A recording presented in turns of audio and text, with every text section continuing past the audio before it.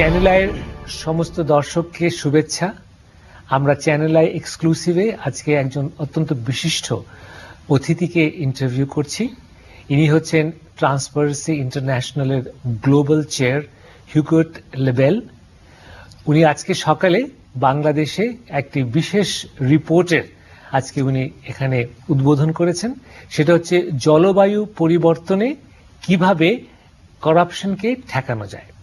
এবং বক্তব্যটা হচ্ছে যে জলবায়ু পরিবর্তনের যে ধরনের সমস্যার সৃষ্টি হচ্ছে এবং সেখানে আপনারা অনেকেই জানেন যে একটা গ্লোবাল ফান্ড তৈরি হচ্ছে, যেই ফান্ড থেকে বাংলাদেশও অনেক অর্থ পাবে এবং অনেক জলবায়ু পরিবর্তনে যেসব দেশ অত্যন্ত বলতে পারেন যে নেগেটিভলি যাদের উপরে এটার প্রভাব পড়বে তাদেরকে সাহায্য করার জন্য এই ফান্ডটা গ্লোবালি তৈরি হচ্ছে।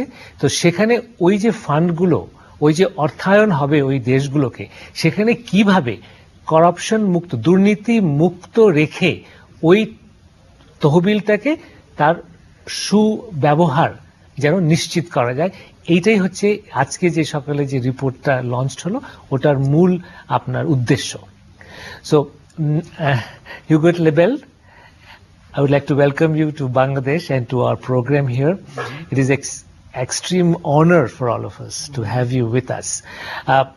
We are aware that you have launched a new report on global corruption report on climate change, and your basic thesis of this report is that unless these funds are properly utilized and it is made corruption free, much of the opportunity provided by this whole initiative will be lost.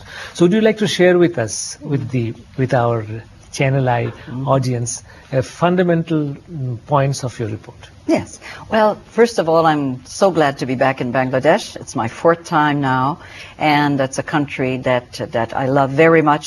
And it's a country, the reason why we're having this report here is because Bangladesh is one of the country who is very, it's very much at risk in relation to climate change. So we thought it was appropriate to be here. What we're really talking about here is saying this is the biggest disaster of our time, and we've got to prevent further damage, and we've got to prepare ourselves for whatever is there, and more is coming, obviously. But if the resources that are going to be put to help this issue are not used properly, actually, not only will it not make any difference, but it could even make matters worse. Yet we need those resources. Right. So we're saying, please make sure that the wealthy countries help those countries who need it, but also make sure that you work together to ensure that the money really goes to those projects. And we're telling governments as well in all the countries, you've got to involve the people. You've got to involve the businesses, the NGOs, the academic, to work with you in developing those projects, those programs, those policies, those laws, and in ensuring and monitoring, helping to monitor and make sure that you follow the money all the way to the last point, so that if you're introducing new alternative renewable energy, which are supposed to cover 20 cities, that it's not only one that benefits, but that indeed the resources are used for all those that it should be used. The very fact that the Transparency International felt the need to launch such a report indicates that you have fear that everything might not be so well. Well, wherever there is a lot of money, you see corruption moving towards that. And for example, with some of the adaptation or even mitigation, there will be a lot of construction. So you've got two problems here. One, construction, which is always a place where you find more corruption and a lot of money coming at the same time. And yet we have good examples around the world that if you work from the beginning of the planning of a project right to the end. Introduce integrity, transparency throughout, that you can prevent corruption from happening. You can prevent money from going into the pockets of people instead of the common good where it's supposed to go. Is there any good practice example that we can share with our audience? Of course, yes. You know, I have seen projects where they have used a tool that Transparency International has developed, which is called Integrity Pacts. Okay. Now, Integrity Pacts. Integrity Pacts. Okay. Basically, what it is that if you have a big project or a small one, or if you're buying equipment or whatever, that when there is a bidding process taking place, a government is asking for bids, that right from the beginning, there is a pact between those that will bid, and the government entity, that there will be total transparency, and that there will be no bribery offered or asked, and if there is, there will be disqualification of the company that might have offered it, and even penalties at times, and that there is an oversight independent group watching the whole process. And you see, on big projects, it's not just the first bid that counts. Then you have all kinds of subcontracts. Right. And that's where, and you know, some of these projects are $2 billion US or more sometimes. But even if they are less than that, the World Bank estimates that on construction, you can lose about 20 to 25% to corruption. So when you've got a project even of 100 million, Right. think of all the money that doesn't go to the project. And one of the big problem too is that it's not only that it goes into the pockets of individuals or in bank accounts outside of the country, but it very often brings about bad construction. Right. Construction which is dangerous even for people. So you lose in the money and then lose in the quality. Absolutely, because that company will not lose money. Right. So they will cut down on quality. If they're doing a road, they will cut it maybe by 1 meter, creating possibly more accidents. If you're putting a building up, again, they will not go with the quality of the material. We saw it in Turkey when there was an earthquake. I mean, thousands of people were killed because of shoddy construction that came about, you know, because of corruption. So basically, Madam, you're talking about a fundamental ethical transformation in doing Yes. everything, business, government contracts, construction. So isn't it a bit idealistic? Well, you know, if you don't have that, the cost to the people and the cost in lives, in livelihoods, in jobs is huge. So I don't think we have any choice. And yet, because everybody wins when you build integrity. Because, you know, if you have to, if you're a farmer and you have to pay more to get a license, to get access to land than you should, because you have to put money under the table.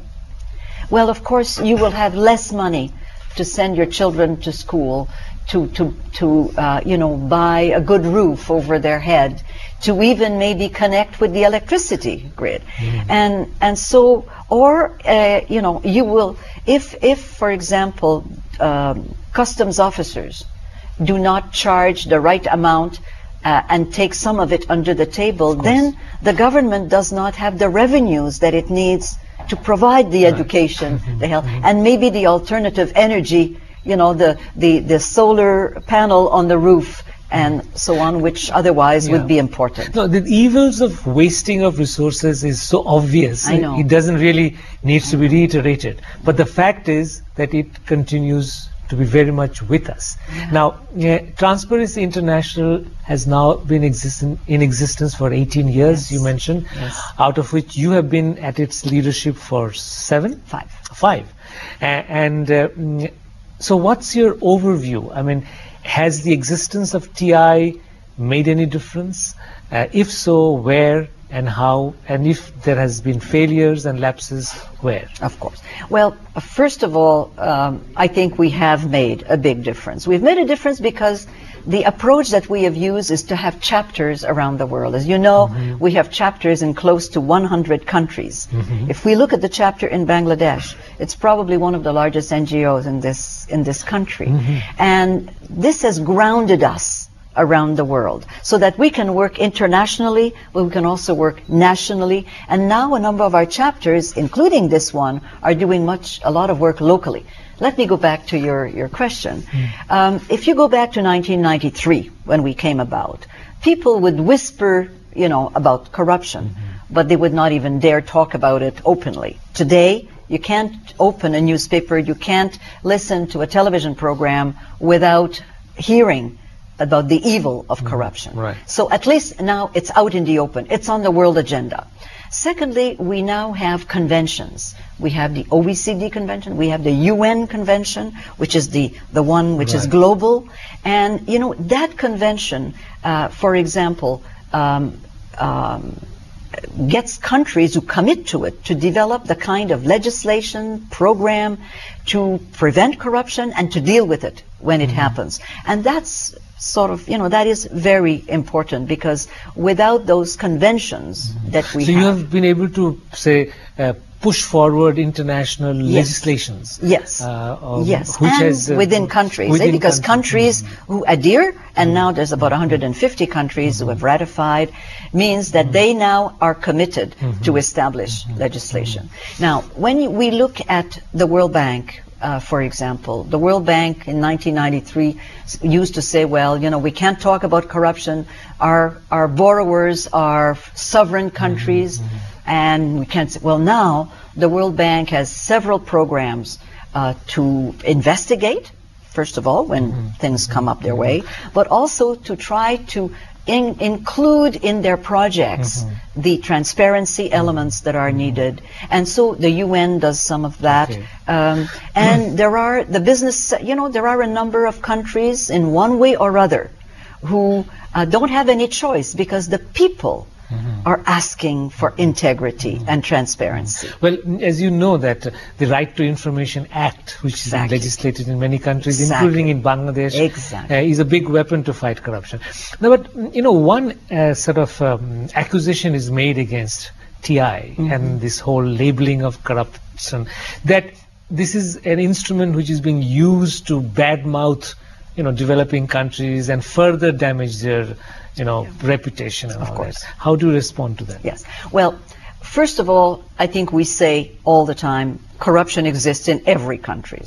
Unfortunately, nobody can say that they are pure in terms of corruption. And when we look at a number of countries in the developing world, we have a country like Botswana, who is in some of the top countries, an African country. Top non-corrupt country. Yes, okay. They are, exactly. Okay. They are in the group which is perceived by their people and those doing business with them as being in the non or less corrupt group. So that I'm using Botswana, I could use other countries. Chile, who was a developing country, is now emerging, is now up in the top country. Chile is ahead of the United States on our Corruption Perception Index. So it is, the reason why we publish the Corruption Perception Index is to really keep the issue on the agenda and get countries to take note and realize that they do have work to do. The other criticism which is made is that by labeling this country as corrupt, you are not actually helping them to come out of it. It's like, okay, we have been labeled as corrupt, so okay, so what? We continue to be corrupt. How do you respond to that? Yeah. Well, when we published the CPI, I get calls. Oh, so do we in Bangladesh. I don't get calls from those that are at the top. They're quite pleased to be at the top. But nobody has perfect marks. But I do get calls from some of the presidents or vice presidents of countries who are in the lower end. And to their credit, I have to say that most of them are saying, okay, we don't like this. We've looked at your methodology and it's all right, you know. So what can you do to come and help us? And as a matter of fact, I was in Berlin, which is our secretariat where it is located, and there was a delegation from one of the developing countries, which is very low, which is close to the bottom, because the president had called me and he had said, we want to change this. We want to see ourselves part of the mainstream. We know we have problems. And most of the countries who are at the lower end know that they have perhaps more corruption problems than others. But you see, in his case, what he did is to say, I'm sending you a delegation. Please take time, see what it is, what kind of advice you can give, what kind of tools you can share with us, because we have decided we want to make a difference now. No, though I was pointing out the criticisms, but I share your effort and the concerns, and I think hiding the fact of corruption is no way of solving it. No. So we have to face it up front. Tell me, in all your work, I mean, has there been a perceptible decrease in corruption in countries that have been identified as such? Yeah. You know, I'm often asked, can you measure corruption? Do you know whether it's better or whether it's worse? And that's impossible to answer. I'll tell you why. You might have a country where 10 years ago there were no cases in front of the courts of corruption. And today there are a lot of cases. But when you look at that country, 10 years ago they didn't have any investigation capacity. Today, they've given themselves, good economic capacity, economic investigative capacity. Their courts are working better, and of course, we're seeing more cases. So, in a sense, some people would think, but there's more corruption. There is not. It is now being detected. More discussed. Exactly. It's more in the public domain. Yes, than and it before. is being, the cases are being found, where before they were either tolerated or were not found. Following the global economic crisis, we have also seen that how regulatory bodies in the developed countries, the audit firms, the big companies have indulged in corruption. Absolutely. Which has really, in a way, perhaps proven your point that no country is above corruption, but it has also basically destroyed some of the icons of good corporate governance. Absolutely. Well, it really has destroyed the icons. And furthermore, it has had an impact on countries around the world. Okay. I mean, most countries have seen their exports being reduced during that period, still even today. That meant loss of jobs. People have lost their pensions in countries like the United States, Germany, everywhere. So, and when you look at it, it was a combination of greed, lack of transparency, and a capacity for some of these very powerful bodies to prevent regulations in their field, or to prevent regulations from being implemented or enforced.